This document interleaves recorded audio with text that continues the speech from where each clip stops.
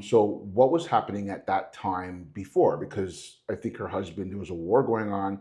I remember your colleague said something about her husband being injured and she was looking after him during the time when she took off. So I just wanted to kind of backtrack to what was happening at that time and what was going up leading up to this. Yeah. So we'll backtrack to the year before she went on her walk, Right. which is 1812, Okay. when war was declared between the British Canadian colonies and the new country of the United States of America. Right. In October of 1812, there was a battle that happened actually just up the road from us on Queenston Heights. And Laura's husband, James Secord, was a member of the militia. So he volunteered to participate in that battle. Right. And during the battle, he was actually shot not once, but twice.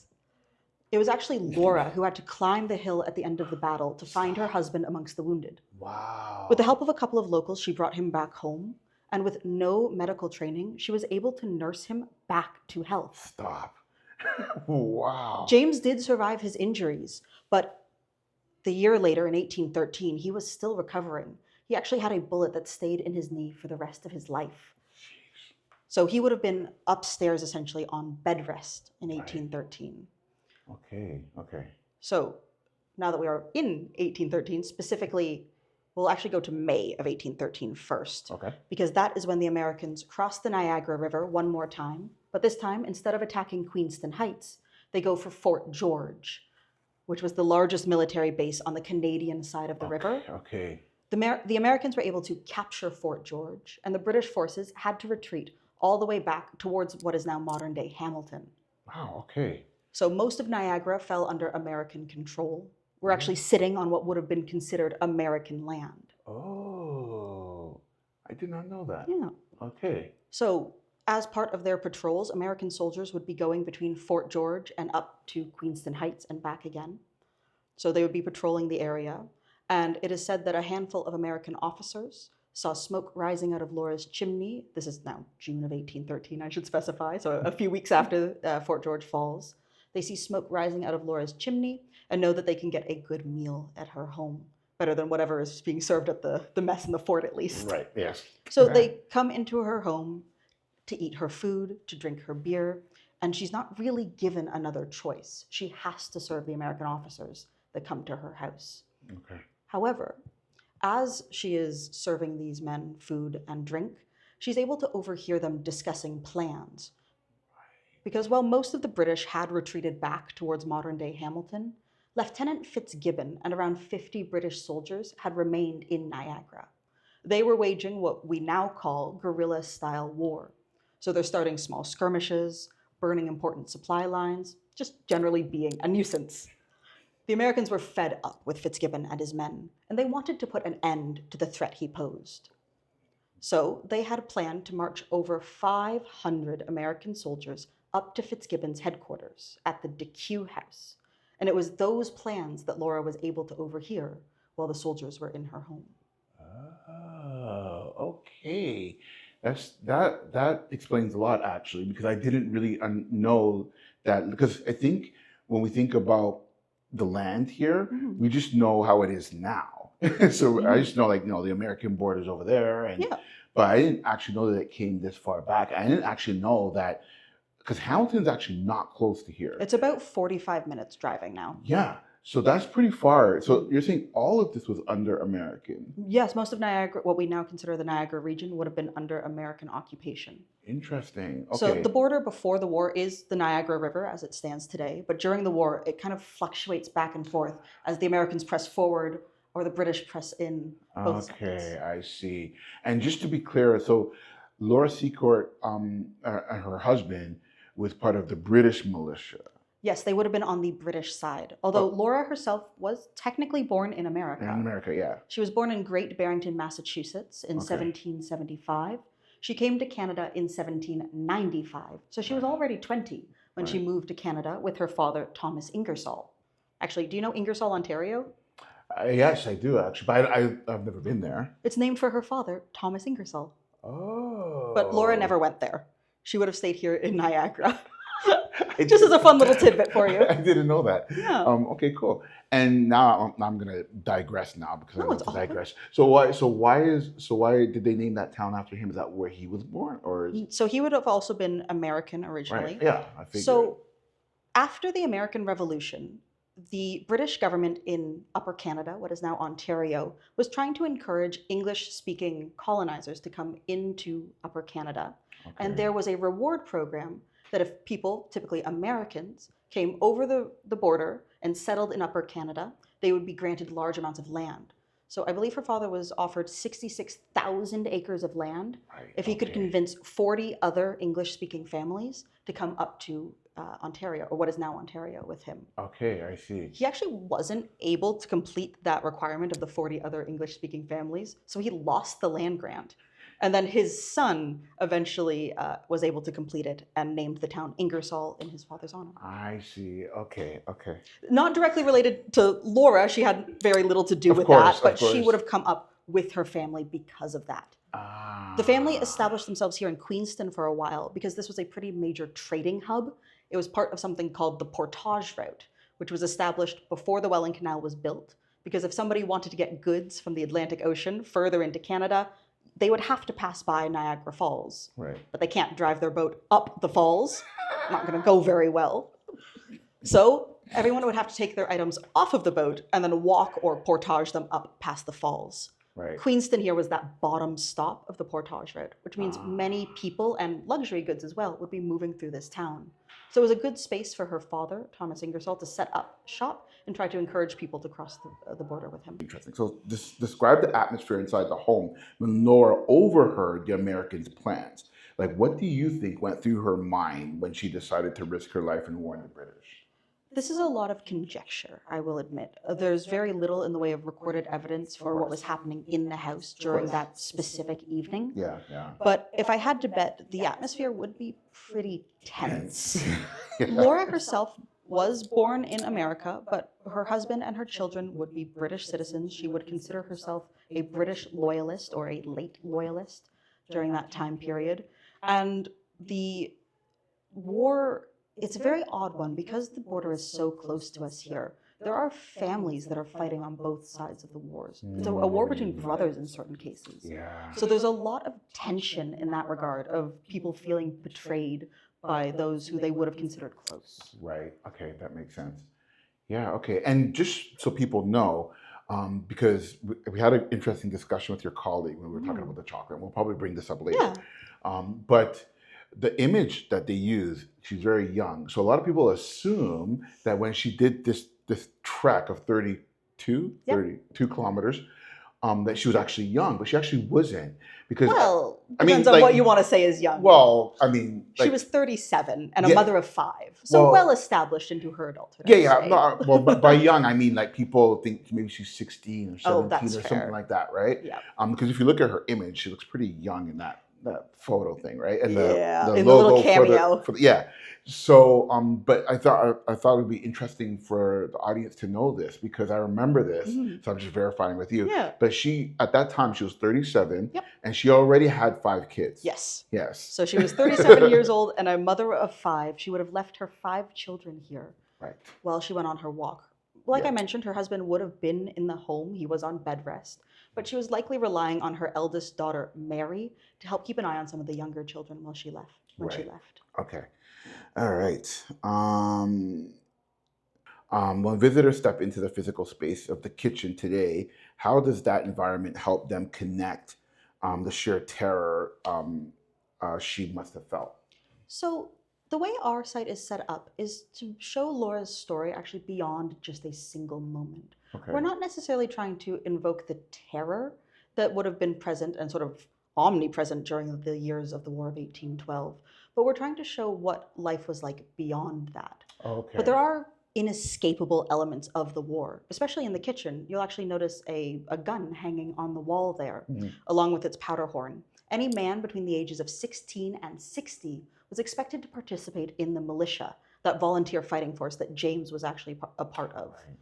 So even as much as the decoration on the wall still reminds you of how dangerous their situation is and that the war is inescapable in a way. Yeah, that's why I wanted to ask because Yeah. because I remember the gun in there and like yeah when we were touring yeah. So it's less about invoking terror and more about having that constant background reminder that there is a war ongoing and it becomes a part of daily life. Yes, Yeah, there would be that pressure, yeah, but also because Laura, she lived a really long time. She was 93 when she passes yeah. I away. know. There's so much more to her life and her story than just the events of a single day. So the home itself is meant to present her beyond just that singular moment that's captured in that Heritage Minute that some people might be familiar with. Okay, so then before we dive into the Mhm. next part, because the next part is going to be about her journey, which she Yeah, is known for. of course. So why don't we talk just a little bit about some of the other things that you want people to know about Laura, aside from what we're actually going to talk about Yeah. then? So it's worth noting that her family would be considered middle merchant class. They would have actually owned a general store that was on the front right hand side of the property. But when you visit us today, you won't be able to find it, at least not right now, because the general store was completely destroyed during the Battle of Queenston Heights in Ooh, October of 1812. So their okay. entire livelihood was ruined during that battle. So James Oh, was injured, his shop was destroyed, and it took a long time for the family to actually be able to sort of recover after the war. Eventually, by 1835, they ended up leaving Queenston. They moved to Chippewa, a town just past Niagara Falls, where James was able to find work as a customs officer. But because Laura lived for so long, her life was not just moments of terror during the war, but also just the everyday business of helping her husband with the store or raising her eventually 7 children. So you can yes, imagine the house is fairly comfortably sized for the time period, but it's not a big space. right. So you can imagine with 7 kids, it could get Yeah, a yeah, little it's a hectic. bit much. And I remember going upstairs and we Mm. filmed it, and some of those rooms are pretty small, or the beds are small. And I think I even needed to duck going up the stairs That's in my right. head, It right? is So it's a like, half story upstairs. So yeah. the ceilings are low, the spaces are comfortable. They're not a poor family per se, but they're certainly not to the same size standards that we would expect today. Right. Okay. So when we talk about her 32-kilometer journey through the wilderness, what were the specific physical and environmental dangers she was navigating just to reach the crew house? I remember So she was wearing slippers. yes, so she would have been in essentially little leather slippers, not dissimilar to modern ballet flats. So not exactly the most supportive Yeah, footwear. She'd also definitely not be hiking boots. no. She'd also be wearing clothing not dissimilar to what I'm in now. She might have been wearing longer sleeves Okay. or a sort of outer layer as well. But again, this is not designed for trekking through the wilderness. Right now, the Niagara region is, for the most part, farm country. We're in a winery area. Yeah. But when Laura lived here, this area was much swampier. So it's a low lying area with lots of water. There's also thick forested areas that she would have to pass through as well. She, for the most part, did try to avoid the major roads in the area. If the American soldiers that were patrolling around saw her, she would likely be forced to return home. So she had to avoid the American patrols as well. Mm, When she went on her walk, it would have been late June, actually around June 22nd. So we're not far off from the anniversary as we're mm, recording this, which is yeah. rather interesting. So you felt how warm it is today. So luckily she's not doing this in the dead of winter, but still, hiking in swamps in the heat of summer is not an easy feat. Yeah, for sure. She'd be dealing with animals and insects as well, and then just generally being rather lost on her way. She didn't have a map, and without the major roadways, she ended up getting pretty lost on her route. Wow. So maybe some of those 32 kilometers could have been her walking in circles. That's just it. There Yeah, is a Laura Secord hiking trail that exists, but it has to follow modern sort of property of laws, and course. Yeah. for the most part, it's along the Bruce Trail. But one thing to note is that we could never exactly replicate her route Of because course. even Laura doesn't know Didn't where know. she ended up. Fair enough. And so, in terms of animals, what kind of animals would it have been? Like, would you have coyotes, like, or Likely, you'll forgive me here. I actually don't have a great answer in this regard, but there's snakes, there's snakes? spiders. Yeah. Okay. Fair. I don't think we're going to get anything wolf or bear like necessarily, Right. but it's not impossible. I just don't want to necessarily say that she's dodging bears. Like, I don't think that's how that works. She would have probably said something about it if she had. Yeah, no, I mean, So I would mean, have to do a little bit more research onto what the fauna of Niagara in the early 1800s no, looked so like.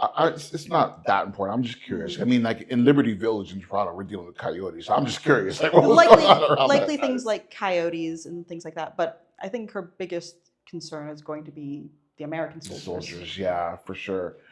So yeah, So, because Laura got herself so lost on her journey, she was somehow able to stumble into a group of Caughnawaga warriors that would have been allied with the British. okay.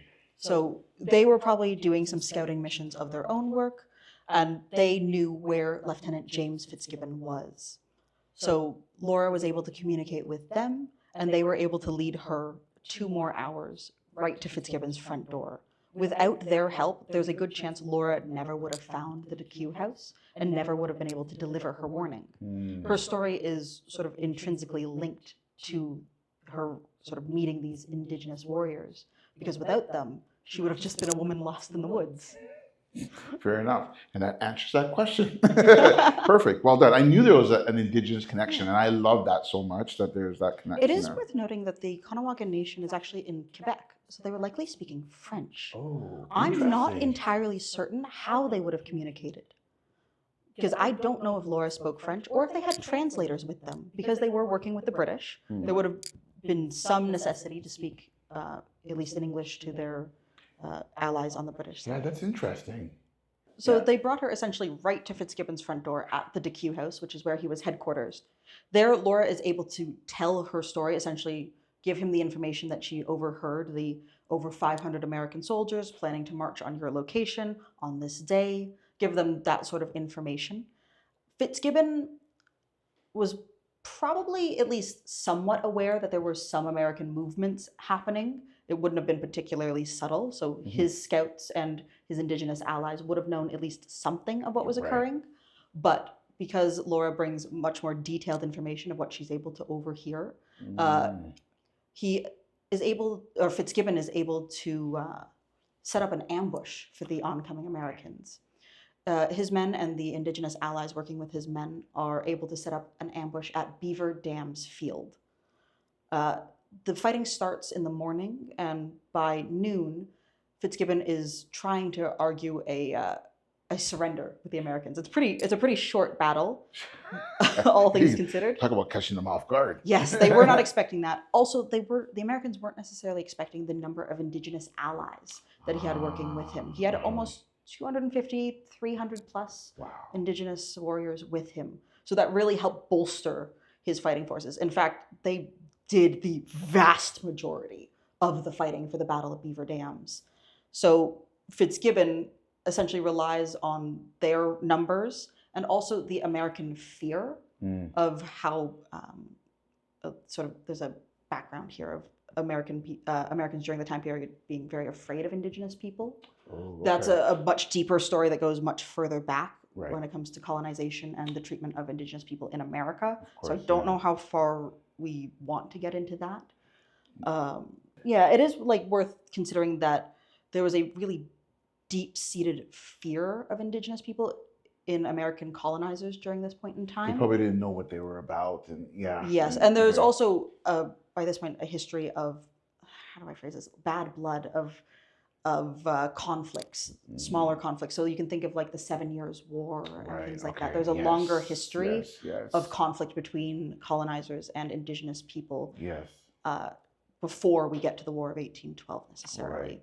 So Fitzgibbon was relying on both the might, the numbers, the skills and techniques of his Indigenous allies, because they actually kept themselves hidden in the tree line around the field, which means the Americans couldn't count how far back their ranks go.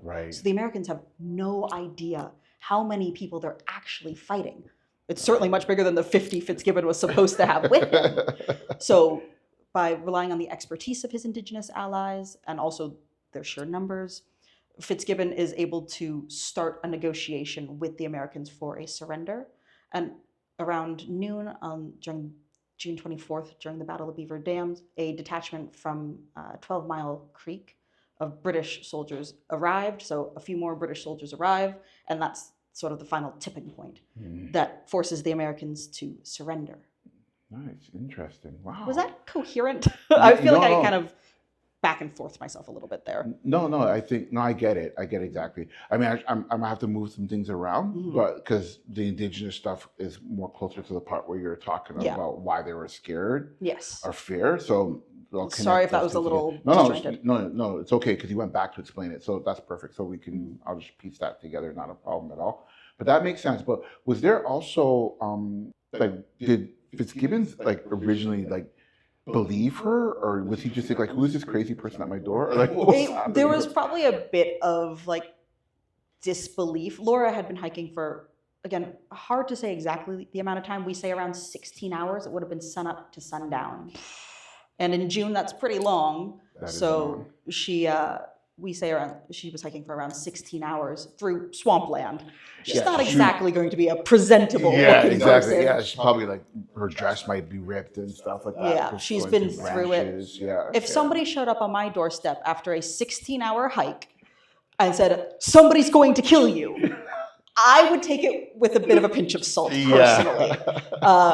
But kudos to Fitzgibbon. He listened to her story and listened well enough that he actually sent more of his men out to check, essentially overnight, that Laura was telling him the truth, and learned that Laura had given correct information, which is why they were able to set up the ambush at Beaver Dams Field.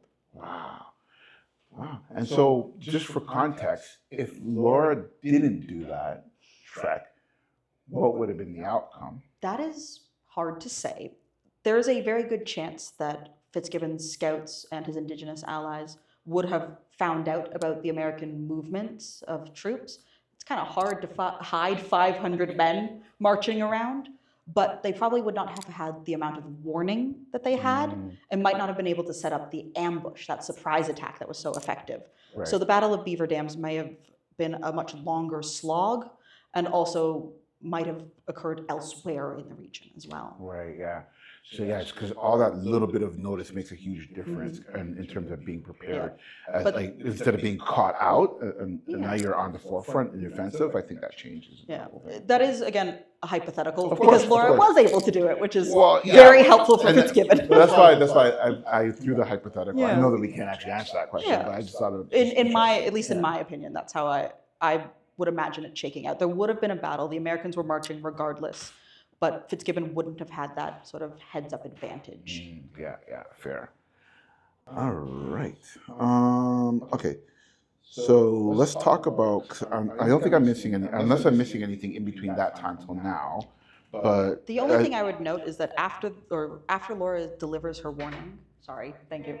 After Laura delivers her warning to Fitzgibbon, she has to walk those 32 kilometers back home. Yeah, we were talking about that in the car. Like, did she actually go back? She would have had to go home. So the sort of glib statement that we throw out on tour is, for his victory at the Battle of Beaver Dams, Fitzgibbon gets a promotion. He is now Captain James Fitzgibbon. He gets all the credit. For his indigenous allies, who, as I mentioned, did most of the fighting for him, they didn't get anything. And Laura Secord got to walk home. So you mentioned this. So Laura lived a very long life, passing away at 93.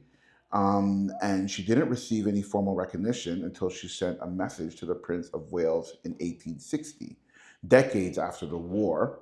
So what, and this, of course, I love hypotheticals. So what must it have been like for her to live in this house, knowing her heroic actions were largely ignored by the military brass for so long? So what's really interesting is Laura didn't just sit by quietly. She'd actually petitioned the local government, like local level of government, on 3 separate occasions, trying to get some amount of recognition for her war efforts. Wow. She applied also to be the keeper of the first Bronx Monument. She didn't get that position. It went to somebody else.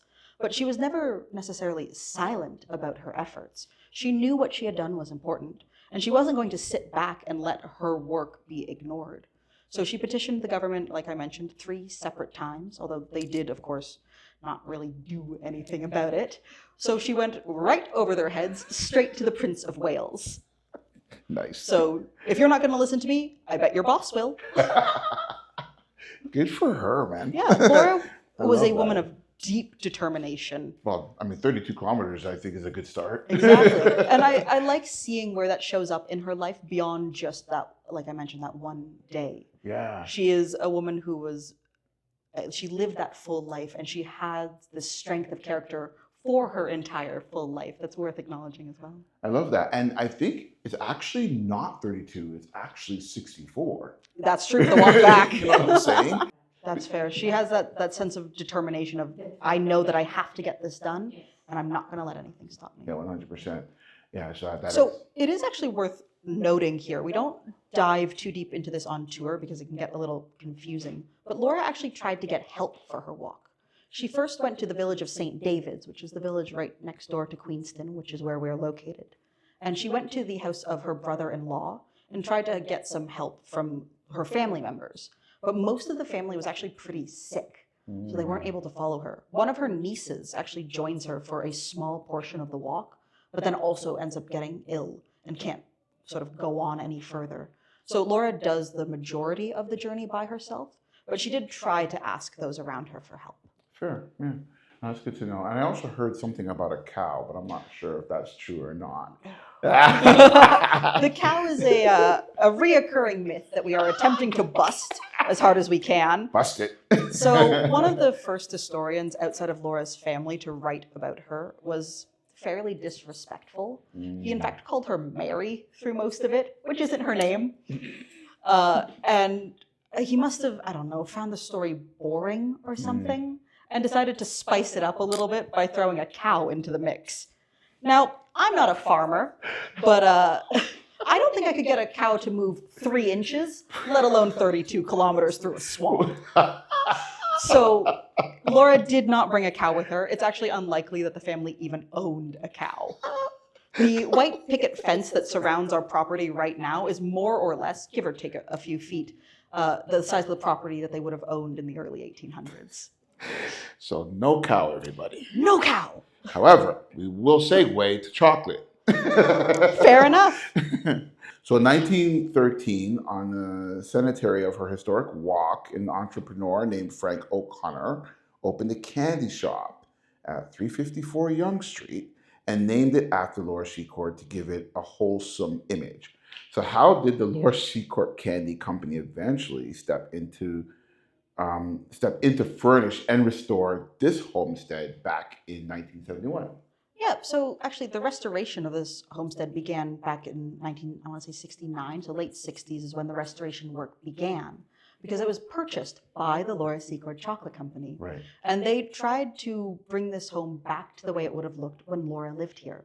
Because between 1835 and the late 1960s, this house had been owned by regular, everyday people who were trying to keep up with the time.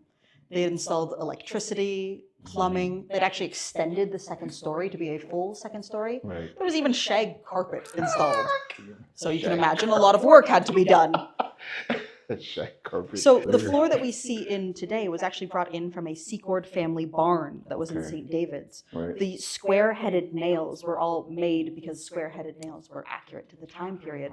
They were made on site during the restoration as well. So they really did their due diligence trying to make sure that this was as accurate as they could be to Laura's life in this home.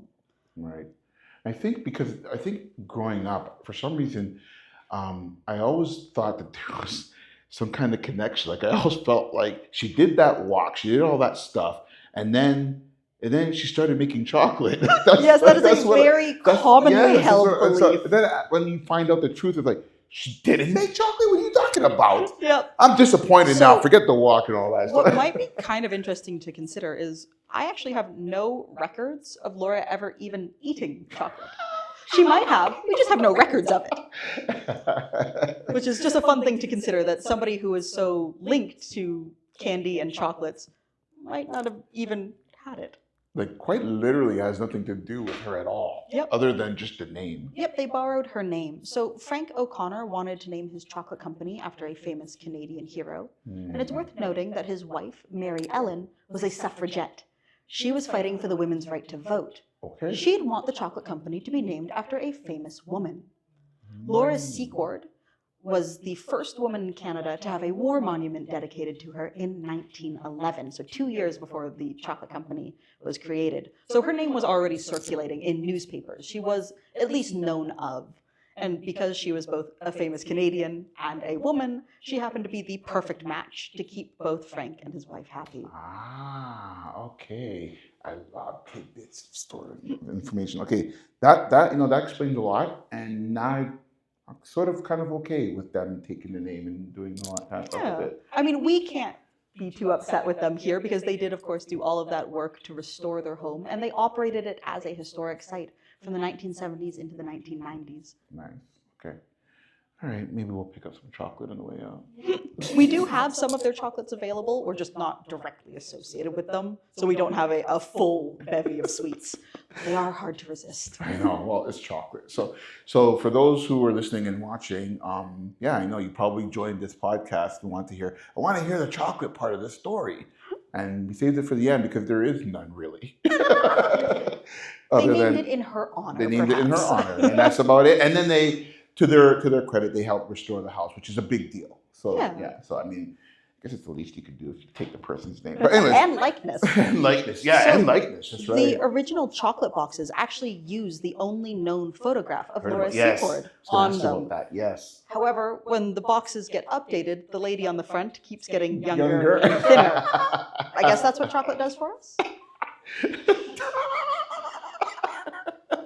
Now, allegedly, the lady on the chocolate box today is Laura's niece, but my research can neither confirm nor deny this. Yes, Laura has a very large family.